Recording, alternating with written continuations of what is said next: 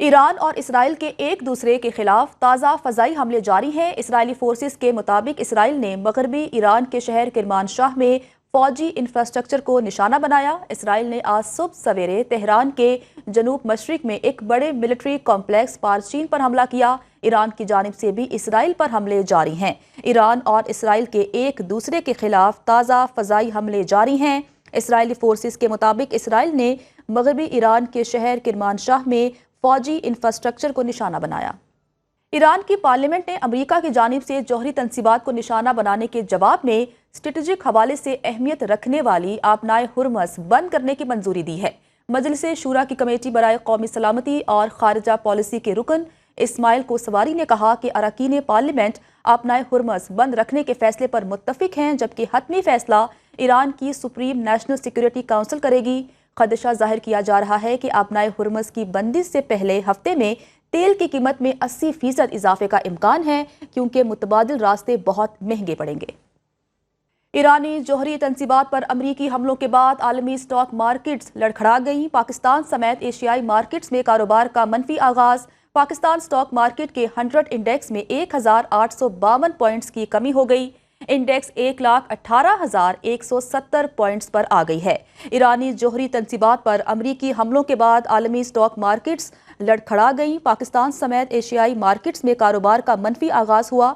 Pakistan stock market کے 100 index میں 1,852 points کی کمی ہو گئی۔ انڈیکس 1,18,170 پوائنٹس پر آ گئی ہے۔ OIC نے فلسطینیوں کی ان کی سرزمین سے جبری بے دخلی کو مسترد کر دیا۔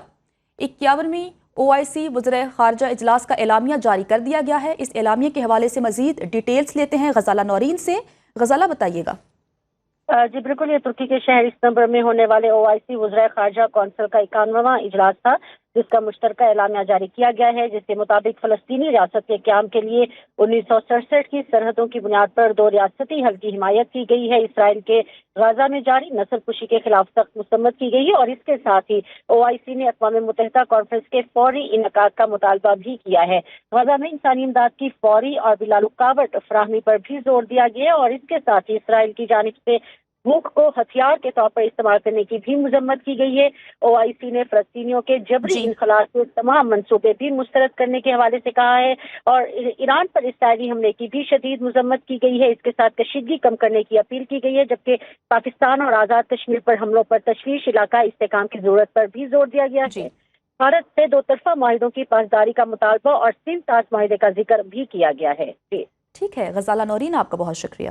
ایران اور اسرائیل کے ایک دوسرے کے خلاف تازہ فضائی حملے جاری ہیں۔ اسرائیلی فورسز کے مطابق اسرائیل نے مغربی ایران کے شہر کرمان شاہ میں فوجی انفراسٹرکچر کو نشانہ بنایا۔ اسرائیل نے آج صبح سویرے تہران کے جنوب مشرق میں ایک بڑے ملٹری کمپلیکس پارچین پر حملہ کیا۔ ایران کی جانب سے بھی اسرائیل پر حملے جاری ہیں۔ ایران اور اسرائیل کے ایک دوسرے کے خلاف تازہ فضائی حملے جاری ہیں۔